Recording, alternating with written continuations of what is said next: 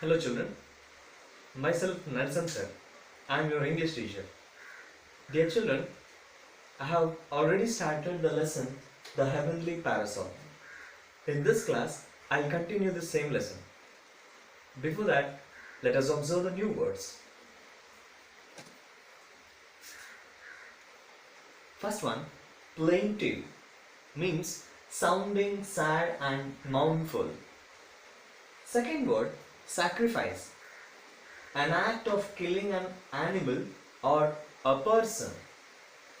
Third one, wretch, that means an unhappy person.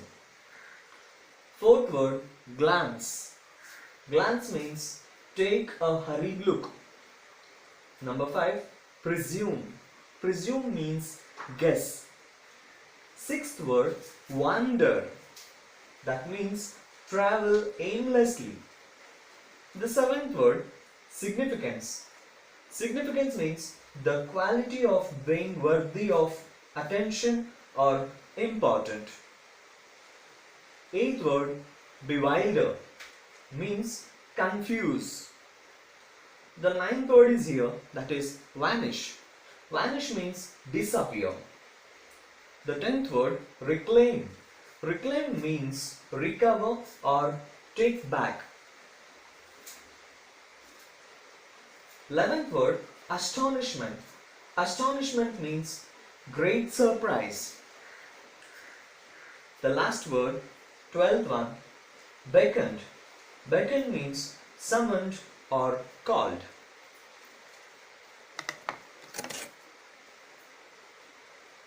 Let me read the lesson. Observe your textbook. I'll start from paragraph number 11. All of a sudden, there was a cry in the air. It seemed to come from a wood by the shore, not far from where the royal horses were tethered. The cry came again, and the king heard the plaintive call. Even under Meghavana's rule, I have been slain. What happened? All of a sudden, there was a cry in the air. It seemed to come from a wood by the shore, not far from where the royal horses were tethered. So tethered means tied with a rope or a chain. So what were tied? The horses were tied there. So from there, very near, from the horses where they were tethered, from there the cry was heard. The cry came again, and the king heard the plaintive call. Who heard the plaintive call? The call was heard by the king. The plaintive call, sounding sad and mournful. Sad and mournful sound or a cry was heard by the king. And what did it say? Even under Meghavana's rule. Yes, even under the rule of Meghavana. He says, I have been slain. He had been slain. He had been killing violently. In his agitation, the king did not wait to summon his officers, but ran towards the wood. Plunging through the undergrowth, he fought his way till he came to a clearing. There, before him, was the temple of Chandika, with some sort of human sacrifice in progress on the steps. A man lay on the ground, his arms raised for mercy, and a menacing-looking barbarian stood over him, brandishing his sword. So in his agitation, in whose agitation? The king's agitation. The king was agitated. The king was disturbed. And he didn't wait to call his tired army. He moved. He ran quickly towards the clearing. He ran quickly to an open space in the forest. When he reached that place, what did he see? What was there? There was a temple of Chandika, or Durga Devi's temple was there. And what was going on? Some sort of human sacrifice was going on there on the steps of that Chandika temple. A man lay on the ground. Who had laid on the ground? A man had laid on the ground. His arms raised for mercy. He had raised his hands for mercy. He was asking to show mercy on him.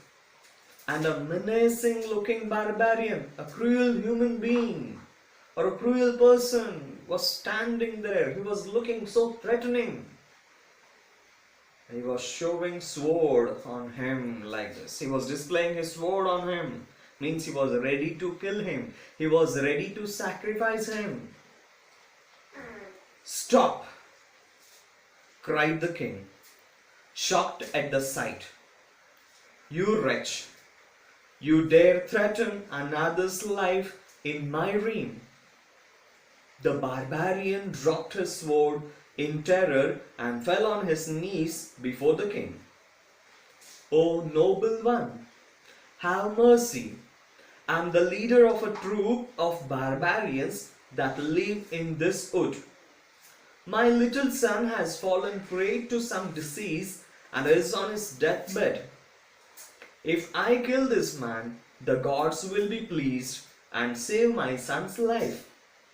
If you prevent this sacrifice, my son dies, and the rest of my troop will give up their lives with him." Yes. What did the king say? He cried and said to stop. He asked him to stop. He asked the barbarian to stop his work. He called him as an unhappy person. "You unhappy person," or "You wretch, what are you doing here? How dare to kill other? How dare to kill another person there in the kingdom of Meghavahana?" The barbarian dropped his sword in terror. In an extreme fear, this barbarian, he just dropped his sword. And one of a sudden, he fell on to the knees of the king. And he said, "O noble one, have mercy." He asked him to show mercy on him. Who was he? Who was that barbarian? Actually, he was the leader of a troop of barbarians that live in that wood. His little son had fallen prey, or he had become a victim to a kind of disease. And that barbarian son was on deathbed. If this barbarian had killed that person, that means the person who was there on the steps of Chandika, then the gods would be pleased and they would save his son's life. So that's why this barbarian was ready to kill that person. And he begged Meghavahana to not to stop him to kill that person who was on the steps of Chandika temple, Chandika Devi's temple. The king glanced towards a bundle on the temple porch and presumed it to be the sacrificed boy. His heart was torn with confusion and compassion. What did the king do? The king took a humble look over what? Over a bundle on the temple porch. Porch means entrance. He found a bundle in the entrance of the temple, and he guessed it to be the person who is going to be sacrificed, or a sacrificed boy. His heart was broken to see this moment. His heart was broken to see this sight. He was sad. The king was sad. He was confused. "This man whom you desire to protect," continued the barbarian, "was wandering about, alone and friendless, in the forest. Is he of more value to you than this child with whom many persons are connected?" Yes, this man whom you desire to protect, the person whom Meghvahana wanted to protect, where was he? He was wandering, he was traveling aimlessly, there was no aim for his travel. Even so, the barbarian continues that he was alone. That person was alone in the forest. He was friendless. He was alone. Is he of more value to you? He questions the king. Was he of more value here? Who was with more value? The person who was friendless or the son of the barbarian? In the mindset of this barbarian, his son was precious for him. His son was valuable for him, not the person who was friendless there in the forest. The victim sat crying on the ground, a look of terror on his face. Tears fell from the barbarian's eyes. "Sir, tell me what to do," he cried. "I cannot see my son suffer this way." So what happened there? When the king was looking at this person who was going to be killed, who was going to be sacrificed, the victim sat crying. He was crying there on the ground. A look of terror, a look of fear was found on his face.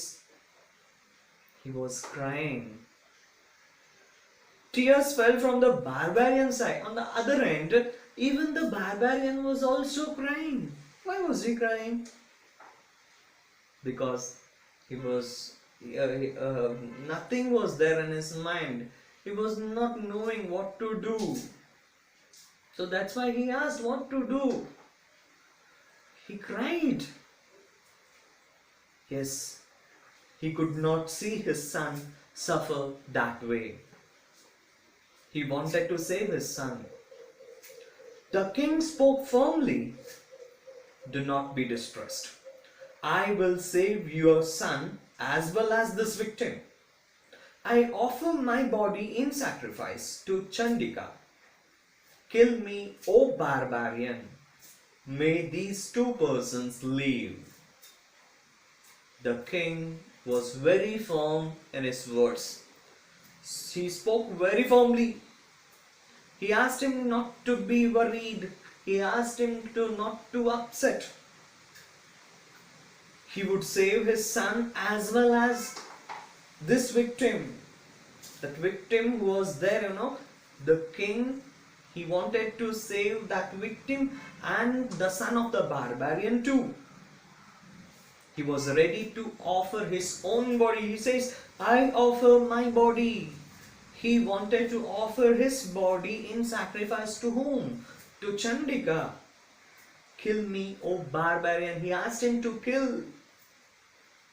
And he wanted to save these two persons. The barbarian's son and the other person is the victim. The barbarian, struggling between incredulity and fear, took a step backwards. "So, you are the king. Your life should be protected at all times. Do not pity this victim. Let him die. His life is of no significance." The barbarian, who was struggling between incredulity and fear, he was not ready to accept what the king had said. He stepped backwards and he said that he was the king. Meghvahana was the king. So the barbarian was not ready to kill his king. His life should be protected at all times. The king's life should be protected all the times. According to the barbarian, the life of that victim was of no significance. It was of no use. It was of no value. He was not so important. The king shook his head impatiently. "If I can use my body to stop a killing, Why should I not? Do not speak another word, kill me. Impatiently, the king shook his head. He was not ready to accept what the barbarian was saying. So that's why he asked him to kill. He had proclaimed a law against the killing of living beings in his kingdom, and the victim was being killed just before him. That's why he asked the barbarian to kill him, because he wanted to save the victim and the son of the barbarian too. The barbarian hung his head and made no move to take his sword. Yes, the barbarian, as he was not ready, he just hung his head and he didn't take any move, he didn't step forward. Even he didn't take his sword too. If you cannot bring yourself to strike at me, I will use my own sword for the purpose. So saying, the king drew out his sword. The barbarian and the victim watched in horror. As Megwahana was about to strike himself, his head was covered with divine flowers of exquisite color and perfume, and someone held back his arm. The king wheeled around in surprise and beheld a person of heavenly appearance. Then he realized that the barbarian, the victim, and the ailing boy had vanished. What the king says here, if you cannot bring yourself, he says to the barbarian to come and to kill him. He asks him to kill him. But as he rejects, as the barbarian rejects, he gets ready to be struck himself. With his own sword, he tries to kill himself. So saying, the king takes out his sword. The barbarian and the victim watched in horror. In terror, in fear, the barbarian and the victim just observe the king, because the king is just getting ready to be struck himself with his own sword. As Megwahana was about to strike himself, his head was covered with divine flowers of exquisite color and perfume. What happened? As he was ready to strike himself, his complete head, his head was covered with divine flowers of extremely beautiful color and perfume. And someone held back his arm. The king willed, means the king turned.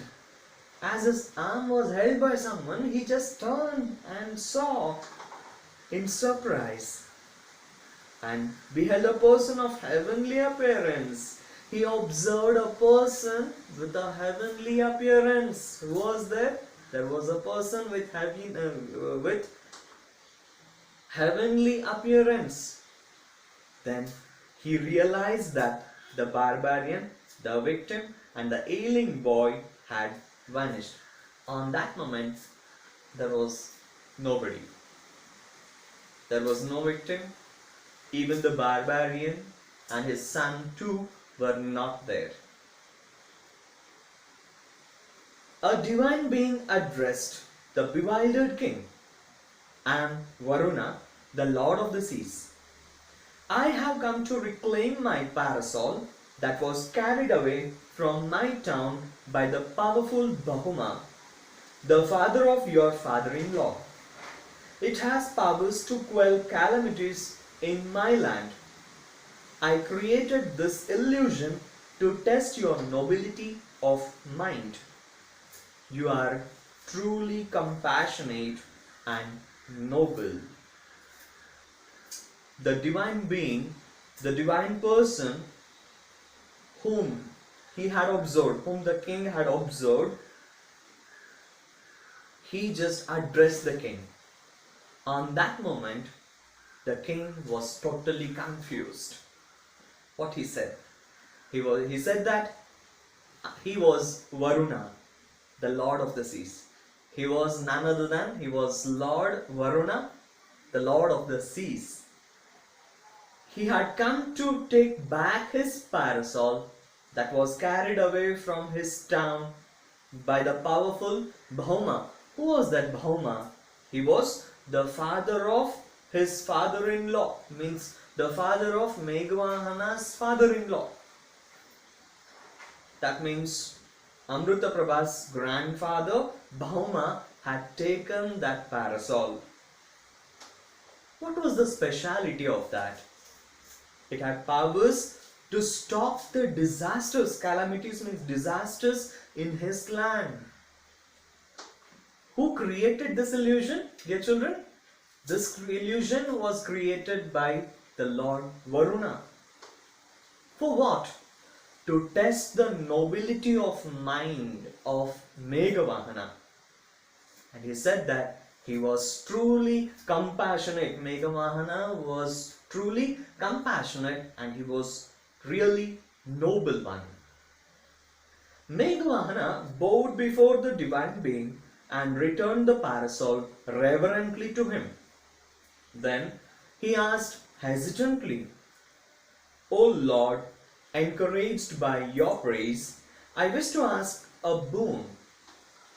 I need help to cross the waters so that I may conquer the islands." By looking at Varuna, Meghvahana, with respect, he bowed his head and returned the parasol. As Varuna had come to take back his parasol, Meghvahana returned his parasol respectfully, reverently, respectfully. Then he asked hesitantly, he asked for a boon. "O Lord, encouraged by your praise." Yes, Varuna had praised him. So that is why he asked for a boon. And what was the boon? He was in need of that parasol, or he was in need of that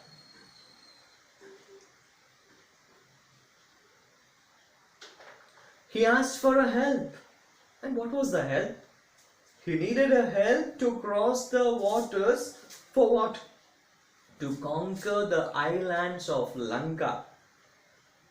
Varuna smiled. "So be it. When you desire to cross the ocean, I will pull away the water." Then he disappeared with the parasol. What happened later? Varuna just smiled. "So be it, okay. So you want some help from me? Okay, I will do." He said that he would do the help. When you desire to cross the ocean, when Meghvahana desired to cross the ocean, he would pull away the water. Lord Varuna would pull away the water from the ocean. One of a sudden, he disappeared with his parasol. The following day, Meghvahana assembled his troops on the shore. The waters swelled and crashed on the sand, and the soldiers trembled at its might. Meghvahana rode forward and plunged into the foaming ocean. All at once, the waters parted, and the king, smiling at his troops' astonishment, beckoned them to follow him. In this wondrous manner, Meghvahana reached Lanka and won over its king Vibhishana in the form of friendship. Meghvahana gathered his army on the shore. The water swelled and crashed. The water became larger in size and it crashed on the sand. And the soldiers were excited, they were trembled, they were excited at its might, at its power. By looking at the power of the water, the soldiers were excited. Meghvahana, then he moved forward and one of a sudden he jumped into the foaming ocean. All at once, as the Lord had said, the waters parted. And the king smiling at its troops. The water was parted into two. Then what did the king do? He called his army. He called his troops. The troop was totally in a surprise. It was surprised. He called them to follow him. He asked him to follow. In this amazing manner, Meghavahana finally he reached Lanka and he won over the king Vibhishana in the form of friendship. In friendship, he won Vibhishana, the king of Lanka. On returning home, Amritaprabha welcomed him and then looked around in confusion. "Where is the parasol, my lord?" she asked. "It never leaves your side." Yes, when Meghavahana returned to his home, Amritaprabha, with happiness, she welcomed him. And she looked around in confusion. She was confused. In confusion, she just looked around. What did she search? She searched for the parasol. She asks, "Where is the parasol, my lord? Hey, where is the parasol? Always it will be with you. Now where it is?" Yes, she asked. "It never leaves your side." Yes, it never leaves you. Always it will be with you. But where it is now? "It was never mine to keep," he answered. Was it belonging to Meghavahana? No, it was belonging to the Lord Varuna. Yet the mark of favor shown to me by its divine owner will guide me through my life. Yes, that was the mark of favor which was shown on him. By whom? By the Lord. By its divine owner. Who is the divine owner? He is Lord Varuna. And he said that he would guide through his life. He would be guided by the divine Lord Varuna. As he spoke, the skies darkened as if the parasol was casting its shadow over him, even from its heavenly abode. At last, as he spoke, as he continued, the skies darkened. The whole skies darkened when of a sudden, as if the parasol, how the parasol had cast its shadow over him, likewise the skies darkened and it was casting at its shadow over him. The shadow of the sky had fallen on him, even from its heavenly abode. From the heavenly abode, the shadow of that was fallen on Meghavahana. Dear children, in the beginning I had said, if we are kind, if we are noble, we will be successful in our life. People respect us, even the God too will bless us. So let us be kind, let us be compassionate, let us be noble. See you in the next lesson. Thank you.